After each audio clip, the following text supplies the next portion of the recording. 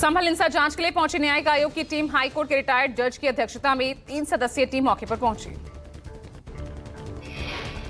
न्यायिक टीम के संभल पहुंचने को लेकर बढ़ाई गई सुरक्षा। न्यायिक आयोग की टीम लोगों से बात करेगी, हर एंगल से जांच करेगी। आयोग के अध्यक्ष रिटायर्ड जज देवेंद्र अरोड़ा, रिटायर्ड आईएएस अमित मोहन प्रसाद और रिटायर्ड आईपीएस ए.के. जैन मौके पर पहुंचे। न्यायिक आयोग की टीम ने उस गली का दौरा किया जहां हिंसा भड़की थी। साथ ही शाही जामा मस्जिद भी पहुंची टीम, जिसके सर्वे को लेकर पत्थरबाजी हुई थी। न्यायिक आयोग को 2 महीने में अपनी रिपोर्ट देनी है। कई अहम मुद्दों को लेकर टीम चर्चा में जुटी। 24 नवंबर को संभल की शाही जामा मस्जिद के सर्वे के दौरान हिंसा भड़की थी। न्यायिक आयोग ये पता कर रहा है कि क्या हिंसा प्री प्लान थी। हिंसा को लेकर पुलिस प्रशासन ने कानून व्यवस्था के लिए क्या प्रबंध किए थे, किन कारणों से हालातों में संभल में हिंसा घटित हुई, ये पता लगा रही है टीम। संभल में पटरी पर लौटी जिंदगी। हिंसा के बाद अब दुकानें खुली हैं, पर इलाके में सुरक्षा व्यवस्था बढ़ाई गई है। रोक के बावजूद संभल में कांग्रेस ने दौरे का ऐलान किया। 2 दिसंबर को कांग्रेस अपना प्रतिनिधिमंडल संभल भेजेगी।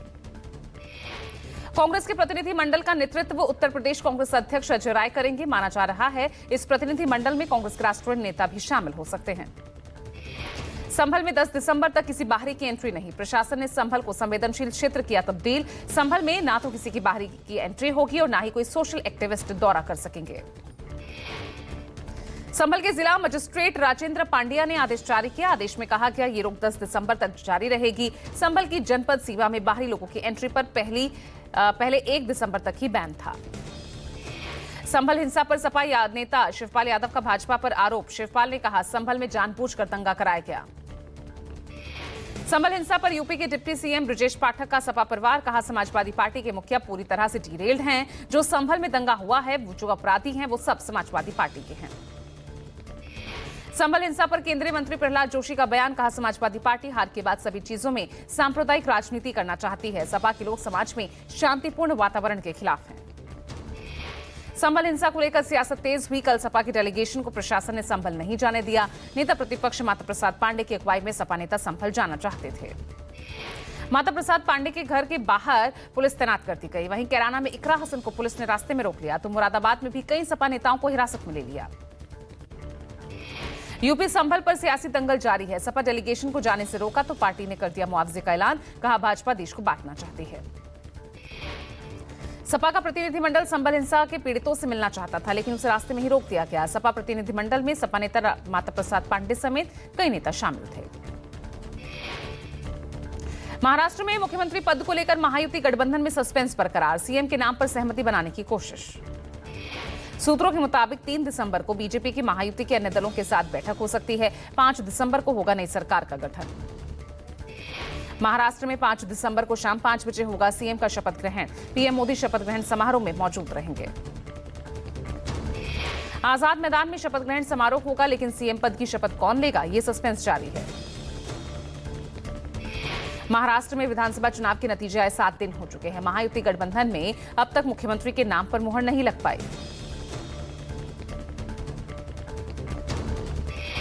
2 दिसंबर को बीजेपी विधायक दल की बैठक हो सकती है। 3 दिसंबर को बीजेपी के वरिष्ठ नेताओं की महायुति के साथ बैठक हो सकती है।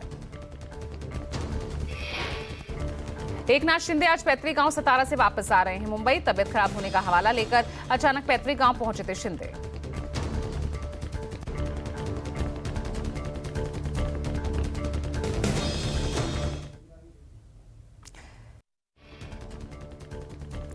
दो दिसंबर को बीजेपी विधायक दल की बैठक हो सकती है और महायुति के साथ के बाद सीएम फेस को लेकर नाम क्लियर होगा। एकनाथ शिंदे आज पैतृक गांव सतारा से वापस आ रहे हैं मुंबई। तबियत खराब होने का हवाला लेकर अचानक पैतृक गांव पहुंचे थे शिंदे। महायुति में सीएम फेस पर सस्पेंस के बीच अजित गुट ने बीजेपी उम्मीदवार पर जताई सहमति। मुख्यमंत्री पद के लिए नहीं की अपनी दावेदारी। एनसीपी प्रमुख अजित पवार का बयान। महायुति की बैठक के दौरान ये निर्णय लिया गया कि भाजपा के मुख्यमंत्री के साथ बनाएंगे सरकार और शेष दलों के होंगे उप मुख्यमंत्री। शिवसेना उद्धव गुट के नेता आदित्य ठाकरे का बयान। किसी को सरकार बनाने का दावा करना पड़ता है, बहुमत दिखाना पड़ता है और फिर ये सब तय होता है। शरद पवार ने अपनी पार्टी के नेता और चुने गए नए विधायक की बैठक बुलाई है। आज दोपहर 3 बजे एनसीपी दफ्तर में बैठक। शिवसेना यूबीटी नेता संजय राउत का बयान, कहा शिंदे की आंखों में चमक नहीं दिख रही, शिंदे को कोई सीएम का आश्वासन देकर पलट गया क्या। एनसीपी शरद गुट के नेता जितेंद्र आव्हाड ने कहा रिकाउंटिंग होनी चाहिए, उसी मशीन का रिकाउंटिंग होना चाहिए जो टेबल पर थी। ऐसा बोला जा रहा है कि वो डेटा वाइप आउट कर दिया गया। महाराष्ट्र चुनाव को लेकर शरद पवार ने सरकार पर बोला हमला, कहा चुनाव में सत्ता का दुरुपयोग और पैसे का गलत तरीके से इस्तेमाल किया गया। शरद पवार ने कहा संसदीय व्यवस्था ध्वस्त हो रही है, राज्य के लोगों की उनमें अविश्वास बढ़ा है, चुनाव के आखिरी 2 घंटे में वोट का प्रतिशत बढ़ना पीड़ादायक। ईवीएम के खिलाफ आंदोलन कर रहे बाबा अढाग से मिले शरद पवार, बाबा पिछले 3 दिन से ईवीएम के खिलाफ आंदोलन कर रहे थे। आप विधायक नरेश पालियान की आज कोर्ट में होगी पेशी, दिल्ली विधानसभा चुनाव से पहले आम आदमी पार्टी की बड़ी मुश्किलें। दिल्ली पुलिस की क्राइम ब्रांच ने आम आदमी पार्टी के विधायक नरेश पालियान को जबरन वसूली के एक मामले में गिरफ्तार किया। आप विधायक नरेश पालियान की कुख्यात गैंगस्टर कपिल सांगवान से बातचीत का एक ऑडियो क्लिप सामने आने के बाद ये गिरफ्तारी की गई। बीजेपी ने ऑडियो क्लिप को शेयर करते हुए नरेश पालियान पर वसूली का आरोप लगाया। बीजेपी का कहना है कि नरेश पालियान का संबंध गैंगस्टर से है और वो वसूली गैंग चलाते हैं। आप सांसद संजय सिंह का बीजेपी परिवार, कहा केजरीवाल द्वारा दिल्ली को चरमराई, कानून व्यवस्था पर सवाल उठाने से बौखलाई बीजेपी, केजरीवाल के सवाल उठाने पर केंद्र सरकार बौखला चुकी है। आप विधायक नरेश पालियान की गिरफ्तारी पर दिल्ली बीजेपी अध्यक्ष वीरेंद्र सचदेवा का बयान, सामने आए ऑडियो से साफ है कि वो गैंगस्टर्स के साथ मिलकर जबरन वसूली का रैकेट चला रहा था। कांग्रेस प्रमुख मल्लिकार्जुन खड़गे आज दिल्ली में विशाल रैली में पार्टी के संविधान बचाओ नारे को बुलंद करेंगे, साथ ही वो वक्फ संपत्ति संशोधन विधेयक का विरोध करेंगे। दिल्ली में अगले साल की शुरुआत में विधानसभा चुनाव होने हैं, इससे पहले ही कांग्रेस अध्यक्ष मल्लिकार्जुन खड़गे आज दोपहर 2 बजे रामलीला मैदान में रैली को संबोधित करेंगे। केरल की वायनाड सीट से बंपर जीत के बाद पहली बार प्रियंका गांधी का दौरा, वायनाड की जनता के बीच पहुंचकर जाहिर की अपनी खुशी। प्रियंका गांधी ने राहुल गांधी की वायनाड से पहले हुई जीत के लिए जताया जनता का आभार, कहा आपने राहुल को बहुत प्यार और सम्मान दिया और मेरे पर विश्वास किया, मैं उसकी आभारी हूं। जनसभा के दौरान प्रियंका का मोदी सरकार पर वार, कहा हम उस भाजपा के खिलाफ लड़ रहे हैं जिसके पास कोई नियम नहीं है, लोकतंत्र और संविधान के लिए कोई सम्मान नहीं। केरल से लोकसभा की सदस्य चुनी गई प्रियंका गांधी वायनाड पहुंचने पर पहुंची जनता के बीच वायनाड के लोगों को आभार व्यक्त किया, कहा वायनाड के लोगों के बेहतर भविष्य के लिए काम करूंगी। वायनाड में प्रियंका गांधी ने मोदी सरकार पर वार करते हुए कहा हम कुछ मुद्दों पर संसद में चर्चा करना चाहते हैं, लेकिन चर्चा के डर से बीजेपी कुछ मुद्दों से भी डरती है और इसीलिए वो चर्चा नहीं कराना चाहती। अमेरिका की अदालत में लगे आरोपों के बाद अडानी समूह के चेयरमैन गौतम अडानी ने पहली प्रतिक्रिया दी। जयपुर में एक समारोह में गौतम अडानी ने खुलकर बात की। गौतम अडानी ने कहा हर हमला हमें मजबूत बनाता है, हर बाधा एक अधिक लचीले अडानी समूह के लिए एक कदम बच जाती है। What I can tell you is that every attack makes us stronger.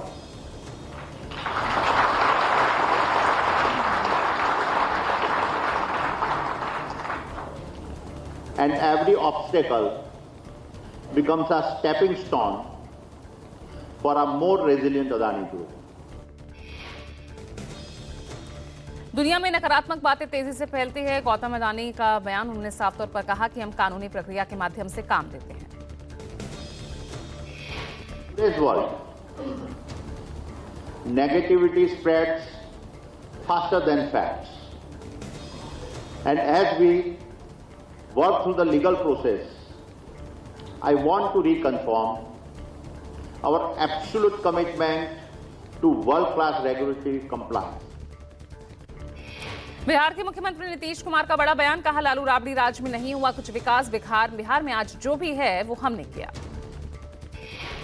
Patna के गांधी मैदान में कृषि यंत्र मेले के उद्घाटन में पहुंचे थे नीतीश, किसानों के लिए काम करने और कृषि यंत्र मेला लगाने को लेकर थपथपाई अपनी पीठ। नीतीश ने बिहार को बदलने का दावा किया, कहा जंगल राज की पहचान मिटाई, आज तक जो भी हुआ बिहार में वो किया। लोग पढ़ाई कराते हैं, जैसे भी सबको सिखाते हैं, बहुत अच्छा हो रहा है। और कृषि का कितना अच्छा काम होता है, देखिएगा कितने प्रकार की खेती होती है। अब पहले कोई खेती होता था, याद करिए ना, खाली भुलाइएगा मत। तमिलनाडु पुडुचेरी के समुद्री तट पर पहुंचा चक्रवाती तूफान फिंगल। चक्रवात फिंगल के कारण उत्तरी तमिलनाडु और पुडुचेरी में भारी बारिश जारी। तमिलनाडु के चेंगलपट्टू में महाबलीपुरम समुद्र तट पर ऊंची लहरें देखी गई। कल शाम चक्रवात फिंगल ने पुडुचेरी में दस्तक दी। पुडुचेरी के कई हिस्सों में चक्रवात फिंगल के मद्देनजर भारी बारिश के कारण जलभराव, बाढ़ के पानी में फंसे लोगों को निकालने के लिए बचाव दल ने नावों का इस्तेमाल किया। तमिलनाडु में अगले 48 घंटों तक भारी बारिश होने की संभावना है। चक्रवाती तूफान फिंगल के जल्द ही कमजोर पड़ने की उम्मीद। तमिलनाडु, आंध्र प्रदेश और पुडुचेरी के कई हिस्सों के लिए रेड अलर्ट जारी किया गया। चेन्नई हवाई अड्डा फिर से खोला गया। कुडालोर में भारी बारिश, जलभराव वाले इलाकों में फंसे लोगों को बचाने में एनडीआरएफ की टीम जुटी। पुडुचेरी में बाढ़ राहत अभियान शुरू किया गया। एनडीआरएफ के अलावा भारतीय सेना भी रेस्क्यू में जुटी। जम्मू कश्मीर में भारी बर्फबारी, सोनमर्ग में सड़कों पर कई फीट जमी बर्फ, रास्ता रुका, स्थानीय लोगों की दिक्कतें बढ़ी। सीमा सड़क संगठन द्वारा जोजिला दर्रे पर बर्फ हटाने का काम जारी है। रास्ते से बर्फ काटी जा रही है ताकि सड़क सुचारू रूप से चलाई जा सके। पश्चिम बंगाल के सिलीगुड़ी के रंगापानी क्षेत्र में एक हाथी आवासीय क्षेत्र में घुसा। हाथी ने कृषि क्षेत्रों को नुकसान पहुंचाया। दिल्ली में प्रदूषण बेहद खराब स्तर पर बना हुआ है, पर आंकड़ों के मुताबिक इस बार पराली जलाने की घटनाएं कम हुई। सैटेलाइट डेटा के मुताबिक पंजाब में पराली जलाने की घटनाओं में पिछले साल के मुकाबले 70% की कमी आई है, जबकि हरियाणा में 42% की कमी देखी गई। रविवार को भी एक्यूआई बहुत खराब श्रेणी में बना रहा। बीकाजी कामा प्लेस के आसपास के क्षेत्र में धुंध की परत नजर आई। आनंद विहार में एक्यूआई 345 दर्ज किया गया। केंद्रीय प्रदूषण नियंत्रण बोर्ड के मुताबिक प्रदूषण कम हुआ है, पर अब भी राहत नहीं। दिल्ली की यमुना नदी में जहरीला झाग अब भी तैरता देखा गया। जल प्रदूषण की वजह से लोगों की दिक्कतें बढ़ी। तेलंगाना में पुलिस और नक्सलियों के बीच मुठभेड़। इस मुठभेड़ में 7 नक्सली मारे गए। मारे गए नक्सलियों के पास से भारी मात्रा में हथियार बरामद किए गए हैं। पुलिस और नक्सलियों के बीच तेलंगाना के एत्रुनगरम जंगल में मुठभेड़ हुई। और आपको बता दें, महीने के पहले ही दिन लगा महंगाई का झटका, फिर से बढ़ गए हैं गैस सिलेंडर के दाम। घरेलू एलपीजी सिलेंडर की कीमत में कोई इजाफा नहीं किया गया। 19 किलो वाले एलपीजी सिलेंडर की कीमत में 16 रुपए 50 पैसे का इजाफा हुआ है। 19 किलो वाला कमर्शियल एलपीजी सिलेंडर अब दिल्ली में 1818 रुपए में से ज्यादा मिलेगा। बिहार को मिला प्रतिष्ठित इंडिया स्पोर्ट्स अवार्ड 2024। देश की प्रतिष्ठित संस्था फिक्की द्वारा इमर्जिंग स्टेट प्रमोटिंग स्पोर्ट्स श्रेणी के अंतर्गत दिया जाता है ये पुरस्कार। दिल्ली स्थित फिक्की के कमीशन हॉल में गणमान्य लोगों की उपस्थिति में आयोजित हुआ एक भव्य समारोह। बिहार राज्य खेल महानिदेशक रविंद्रन शंकरन ने पुरस्कार ग्रहण किया। खेल और खेल उद्योग से जुड़े प्रतिष्ठित लोगों के निर्णायक मंडल द्वारा इस सम्मान के लिए व्यक्ति और राज्य को चुना जाता है। निर्णायक मंडल के अध्यक्ष प्रोफेसर कबड्डी लीग के सह संस्थापक चारू शर्मा हैं। यूपी के जालौन प्रशासन के साथ मिलकर एसओजी ने नकली खाद बनाने की 2 फैक्ट्रियों पर छापेमारी की। गोदाम से नकली खाद बरामद की गई है। एसओजी की टीम ने छापेमारी कर नकली डीएपी खाद की 500 बोरियां बरामद की है। साथ ही मौके से प्रशासन ने 4 लोगों को गिरफ्तार किया। खाद की किल्लत के बीच नकली खाद बनाकर बेचे जाने की गोपनीय सूचना पर नकली खाद के धंधे को टीम ने भांडाफोड़ किया। गोदाम में छापेमारी के दौरान जांच दल ने खाद के सैंपल भी लिए और खाद से भरा एक ट्रक भी कब्जे में ले लिया।